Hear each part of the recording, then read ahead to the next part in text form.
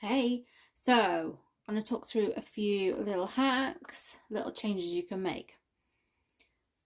First one is a super easy one. If you didn't want the pocket. Now, if you're like me, I've been using my own, which is in my handbag, for about 2 months now. And I am one of those people that just shoves my change in my bag, my pockets. So I throw all my change in here.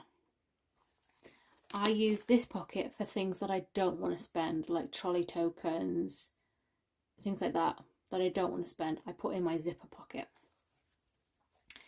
But if you were like me and you didn't want to use the zipper pocket, you can just cut out 2 of the outer front panel, the pieces. You have one here and one here, and completely ignore the zipper pocket then. It is super handy, but if you're making batch making or for yourself really quick, that's a lovely hack. Now, closures. If you didn't want to use the magnetic snap and you want to add something a bit fancy, ignore all steps that say about adding the magnetic snap. I'm at this step here where my turning hole is still open. What I have done, however, is I have top stitched around all 3 sides and a little bit of this edge here. Because my fabric is really thick, I couldn't press it enough to keep the lovely flat shape, so I have top stitched.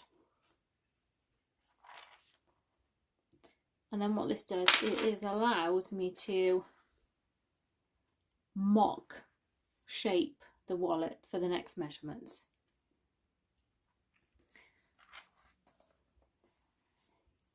So when you have your flap, this one I've used canvas and I didn't want the accent on because I've gone for this minimalist look. But check when you've made your flap that it is big enough for your chosen closure. If I was just doing cotton on its own, that wouldn't be enough. It's quite thin, so I would need to add a bit of bulk inside the flap, just along the edge. And the same as if I was adding this here. With the accent strip, it's okay. Cotton on its own will probably be too thin. It would need some extra stabilizer. You can add your lock on when you've done the flap at this stage, or you can wait till you've got it right at the end.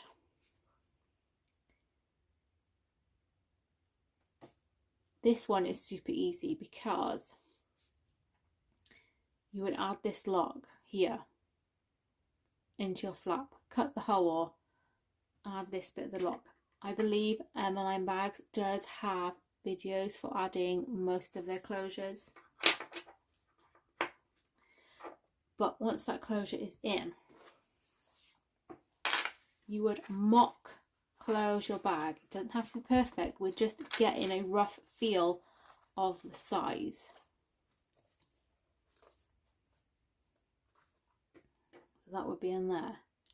You can then mark through the hole.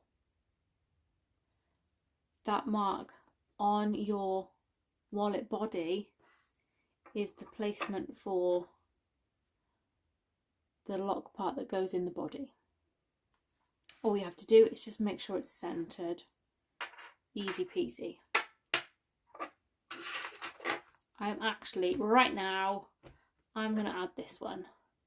This is a half moon magnet. So I'm just going to add it onto here. I already know it's thick enough because it's canvas and I checked. I will make sure that it is centered on my flap.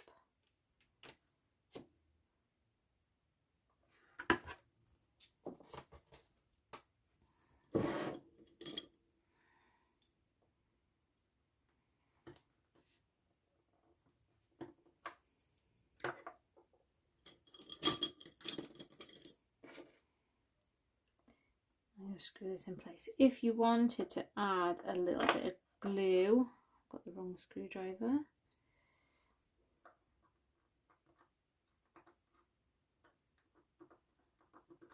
Into the channel before you slid it on, that is absolutely fine. I've got the wrong screwdriver. Apparently we have a thing in this house where we lose literally every single screwdriver.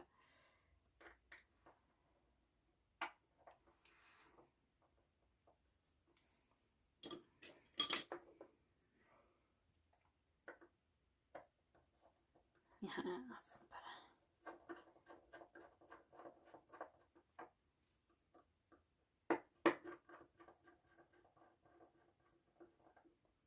There we go.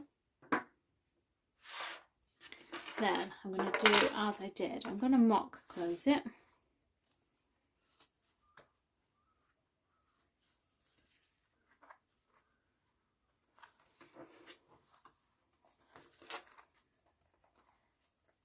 Now remember that we need to leave a little room for stuffing.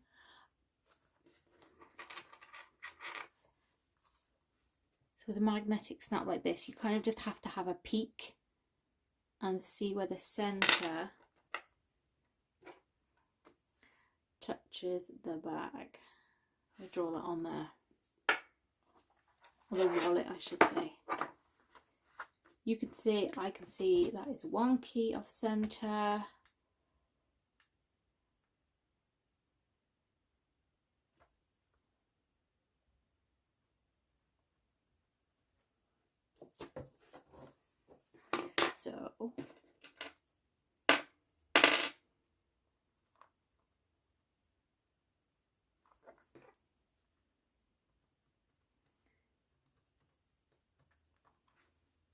So with any which way you want to do them, you would do the flap and then you would use that to help you find the placement of the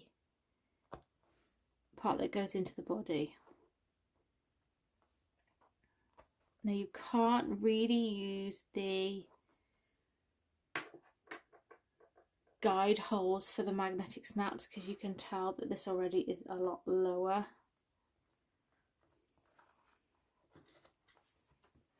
And then we just look inside.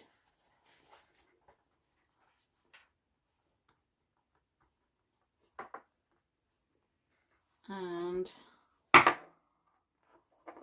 I'm just bending the prongs for the washers. Then all I need to do, finish that little bit, is to grab some duct tape and put it on the back so that it protects the lining. I am going to finish up this wallet as per the pattern now, and then I will show you my final little hack. So I completed this as per the pattern. This size of the Wren is a really nice handheld size, but you might wish to add a wrist strap.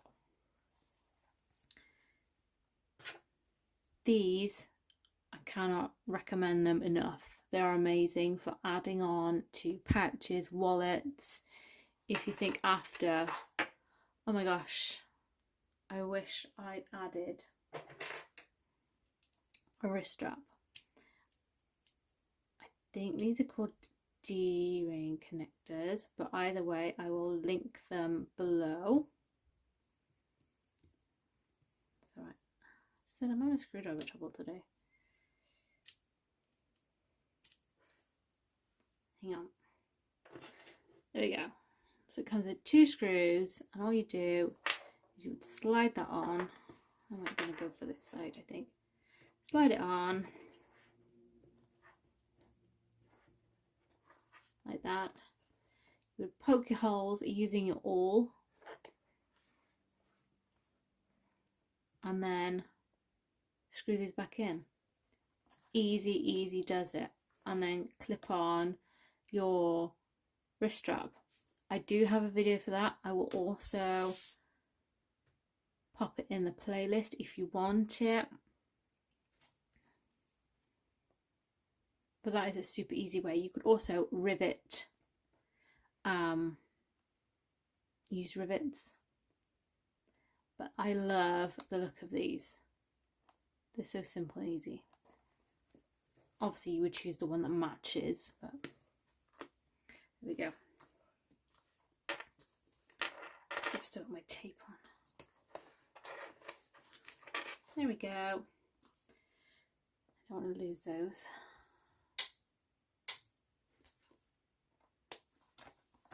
So I've tried out all different colourways. So this is the kind of way that follows the pattern. Now, this way is the way that's in the pattern. Oh, I lie. This is the actual one from the pattern. But you can also do it plain with a colourful accents, or have your main wallet as colourful. I've also gone cork. I've tried cork. I wouldn't recommend with a domestic because it is slightly thicker. I also decided to test out the limitations of my HD9.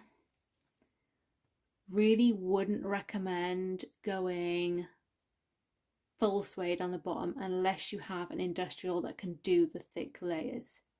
Do not attempt that on a domestic at all. That got real thick, but it's so pretty. It's so pretty.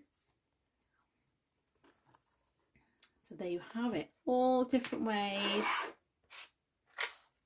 of doing Wren. If you want any more hacks, just let me know. But there we go. Hope that was useful.